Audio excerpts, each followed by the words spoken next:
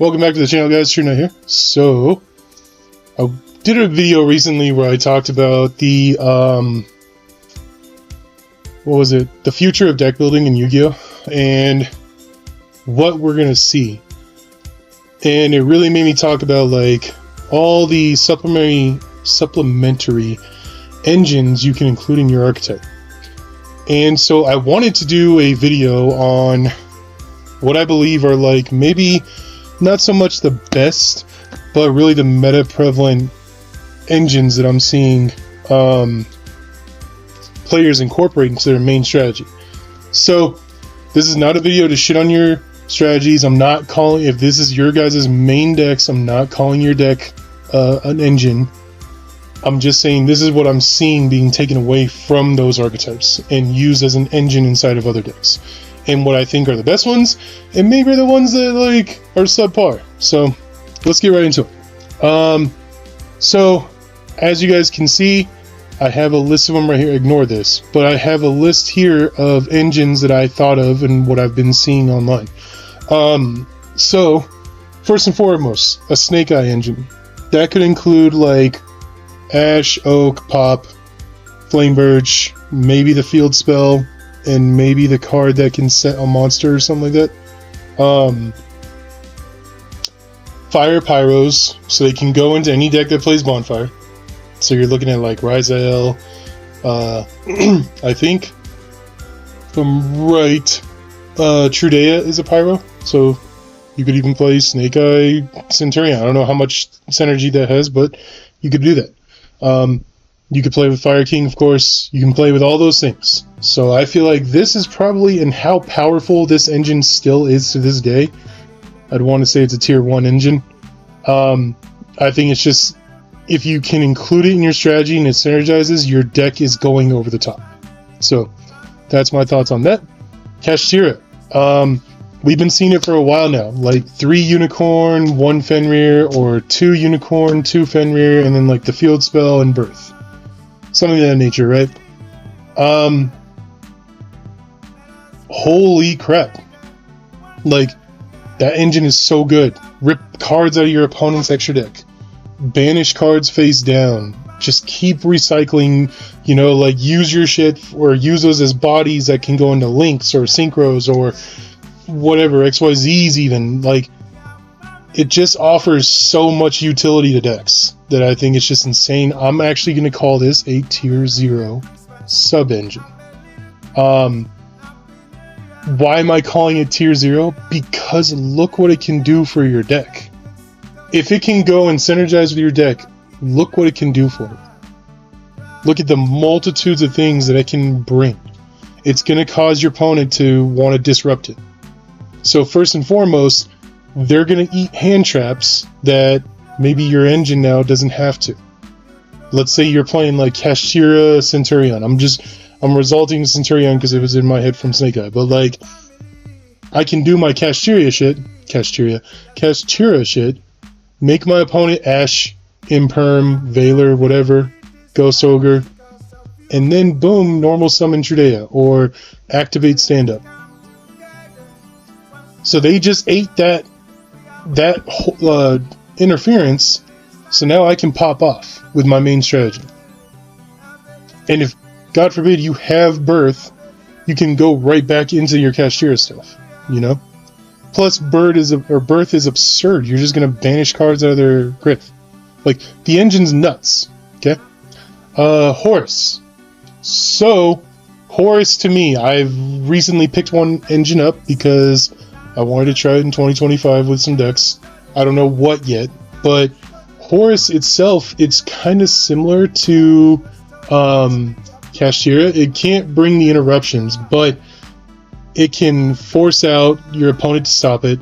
It can put big bodies on the field and swing for game, or it can just put out bodies that you can use as link material, things of that nature, right? So for me, it's right up there in the tier 1 status. Runic. Runic I've used in Sword Soul, I've used it in White Forest, I've used in Ice Barrier. Pure Runic is good. Like, Runic can cause a lot of different like your opponent is really going to have to think outside the box, because they're not monsters, they're spells. And you can't Valor a runic card. You can Valor the fusions, but you can't Valor tip or something of that nature, you know? So you have an advantage there. And it's a stun, you know, it's a way to create a resource king. It's a secondary win option by banishing your opponent's cards. That right there is a devastating thing when you hit the one-ofs in people's decks. I've seen plenty of times where I've seen a runic card banish a Flame Birch, and you just watch your opponent like, oh crap. Like, pretty strong. So I'm gonna put it between, like, it's not bad, it's just not the greatest, but it's still pretty strong. I'm gonna put it right here, in my opinion. Ryzael, there's nothing much to talk about there, but like Ryzael, just what it can offer on its own. Like, I have a deck that I play just a 4-card Ryzael engine in it, and it wins games. If I can get to EXT and it goes off, sometimes my opponent will just scoop because they think I'm on Ryzael. They don't know that it's just a support engine in my deck. But it's that good. Like, you know what I mean? Like, Detonator is that good. It can just take over. And it can cause all kinds of chaos. And I just think it's so strong. And there's only 3 engines that are going to go on that tier 0. And we all know what the third one is. But holy crap is it strong. And what it provides and the extension it provides. And all these like tier 0 engines, I want you to know and realize too, they get bodies on the field. And if they can stick, bam. Like, you're golden, you're just taking off. So, next up, Adventure. I have not seen this engine in a while, and I don't know why. I know there's a lot of decks that normal summon, but there's also a lot of decks that they don't even worry about their normal summon. You can just pop off with special summoning. So why aren't people trying this? Because it's a really strong engine. It's a really strong engine. It can get a negate. It can go constantly into tokens. It can really help out with like searching, thinning your deck. It can cause chaos.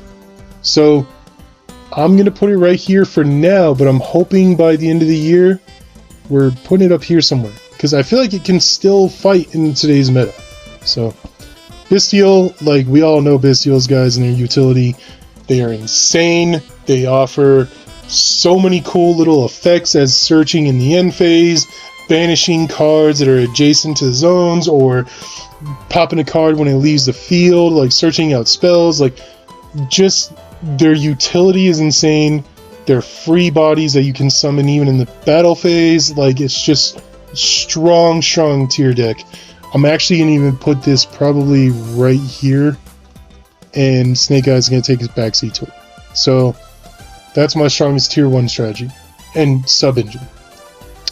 And of course, there's not much to talk about here. Fiendsmith is just the most insane engine there is. Sub-engine, quote unquote. And these 3 decks on their own as archetypes, or as the primary archetype, are just as powerful. But if they come in as a secondary archetype, like, holy cow, what they bring to a deck can just make it go from like a tier 1.5 challenger to, no, this is tier 0. Just because those engines being introduced to go and complement your primary pathway to a victory. So Fiendsmith just never stops. They eat hand traps. They have no problem doing so.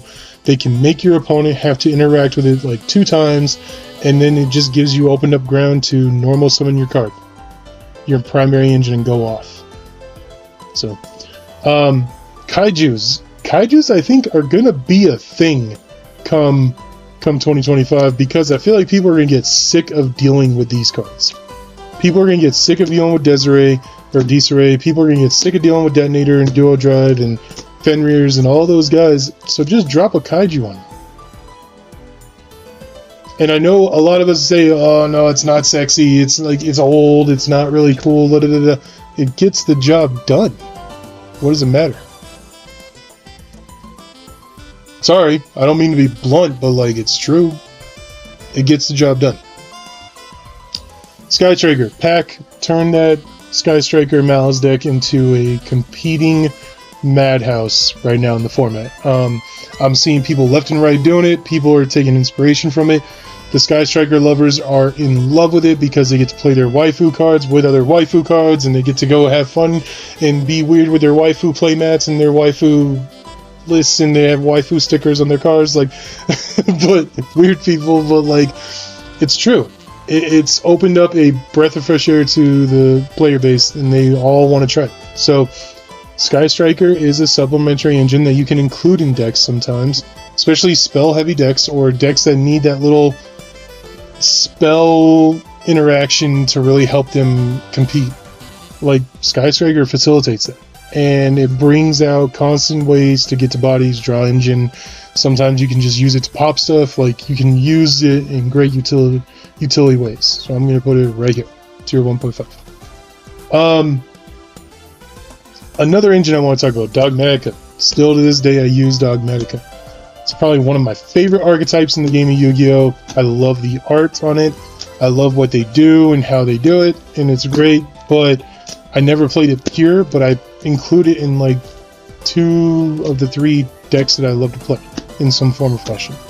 And so it can be used in a way, but what's weird about Dogmatica is it's not just 3 Nadir Servant and a Maximus. Sometimes you want to use Calamity to ritual summon out this guy and use that utility.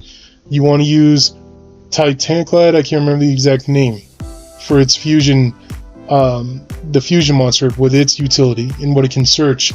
Or Nadir Servant with Maximus, with Fleur-de-Lis, or even Ecclesia. Like, it's an engine that can give in different ways. For me, of all time, it's one of the strongest engines ever, because it just does that. It's just a great utility thing that can really help your deck in a supportive way. It's only being used by 1 deck, so I'm gonna put it here. I'm probably gonna put it right there. It's only being used right now mainly from what I see in Voiceless, but it does so much good stuff. So don't sleep on that engine. Use it, maybe, if you have a chance. Invoked, I do see that deck out there called Invoked Kashtira Bestial. Is it just that, or do they include another engine? Some people say Rizel as well. Like, that deck is just nuts. It's a small little engine. You can include it in a lot of decks. I remember that deck back in the day. Invoked Sky Striker was nuts. I watched it go against Sword Soul and all those top decks at the time when I first came back to Yu-Gi-Oh! Like, insane, really fun engine. So, love it. Tri-Brigade, again, it goes in with like Fire King, it can go in with Sprite, it can go in with all those kind of decks, Shadal, things like that. Like, it's a really strong thing that's just not being used, and I really wish it was, but not the strongest in my opinion, but the utility it brings is pretty adequate. And finally, Ryugen. I have not had a chance to mess around with this in Sword Soul or Voiceless or Dinos or anything like that. I don't play Dinos, but like, from what I see, going up against it and stuff, when they get to the Endbringer and they're able to drop that rank 10 on you, it's pretty much over. And it sucks. But you can stop them pretty handily from getting there. But it also is that engine that, at worst, will just bait out your interaction to stop it. Because if you let it go through, this engine can single-handedly just drop out negates on you. So you have to stop it. So you gotta weigh your options, like, alright, are they playing pure, or is there a Dino coming behind it? Is there a Sword Soul card? Is Moye in hand? Is Voiceless Voice dropping this? Is it just the 2-card engine, or is this more of an engine? Like, you just don't know, so you have to interact with it, I feel like. And for that reason, I'm gonna put it right here at tier 1.5. So, here's my thoughts on these engines. I think that these are, in my opinion, the strongest support engines that we have in the game right now. Now, I could be off. There could be another support engine out of the woodwork I haven't even thought about that you guys are just like, well, I use it in every deck and I win, cool. I'm talking about from what I've seen at the regional and YCS level and the locals level that I've seen. This is what I see. Okay? I think it's really strong, and I think that these are all sub-engines that you should consider in your main deck. And no matter what you're playing, I've seen Labyrinth recently come out with Kashtira, and Labyrinth come out the gate with Fiendsmith, left and right. Seen it all over the place. Bystials. Bystials are everywhere. So, what's funny is that I see people play their Fiendsmith deck, Ryziel or whatever, and then I see people say, well, yeah, I play Bystials to counteract their support engine. So now we got to think about cards to go against our opponent's supportive engines. Well, what if they're playing Fiendsmith? I need to have Bystials in my deck. You know, like, this game is taking such a massive turn, I think, for the better, that it's no longer just going to be 3 of this, 3 of this, 3 of this, 3 of this, 1 of those, 2 of those. Nope. We are going into a whole new way of deck building. And I talked about that in my previous video, which I hope you guys watch.